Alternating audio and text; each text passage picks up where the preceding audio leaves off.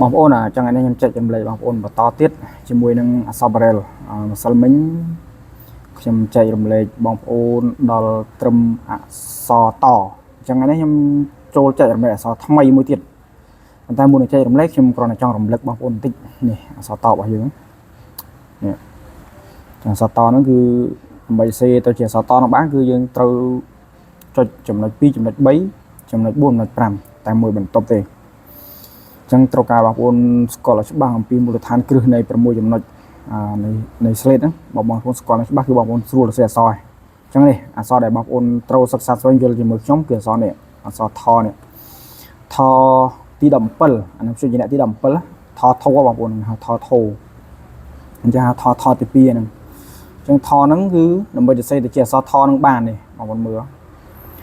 រៀងបែបហ្នឹងយើងប្រើតែមួយបន្ទប់ទេយើងចុចចំណុច2ចំណុច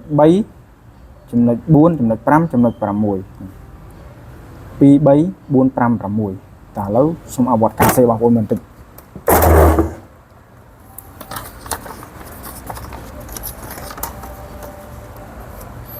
ឡូវខ្ញុំចាប់ផ្ដើមសរសេរហើយ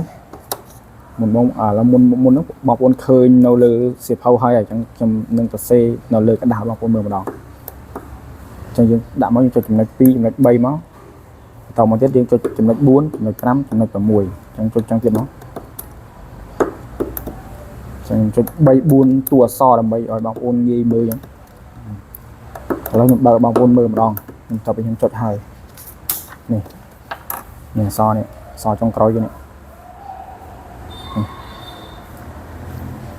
ចឹងនេះវាជាกระดาษដែលខ្ញុំសរសេរមុនហ្នឹងហើយនេះកន្លែងនេះអញ្ចឹងដៃខាងស្ដាំនេះកន្លែងចូលឡើងខ្ញុំនេះ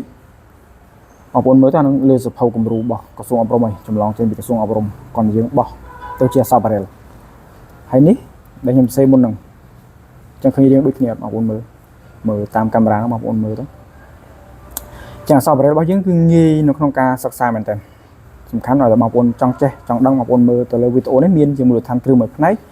បងអាច comment សួរខ្ញុំនៅក្នុងវីដេអូនេះទៅបើបងប្អូនឆ្ងល់កន្លែងណាចង់ដឹងបន្ថែមកន្លែងណាអាច comment សួរបន្ថែមបើសិនជាបងប្អូនឬក៏លោកគ្រូអ្នកគ្រូដែលកំពុងតែបង្រៀននៅតាមស្ថាប័នរដ្ឋអីគាត់ចង់ចេះនឹងដើម្បីងាយស្រួលបង្រៀនសិស្សជនពិការឲ្យដើម្បីឲ្យមានបរិយាបន្ននៅក្នុងការសិក្សាបងប្អូនអាចតាក់ទងសួរខ្ញុំបានឬក៏បងប្អូនអាចឲ្យខ្ញុំបញ្យល់បន្ថែមក៏បានតាក់ទងជាមួយនឹងអក្សរបារ៉ែលtrongវីដេអូហ្នឹងខ្ញុំមានតែប៉ុណ្្នឹងសម្រាប់ចែករំលែកថ្ងៃនេះ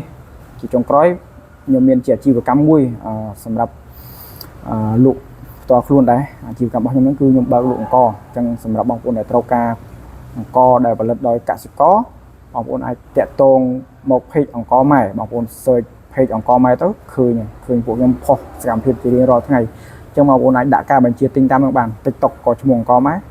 page ក៏ឈ្មោះអង្ករម៉ែដែរ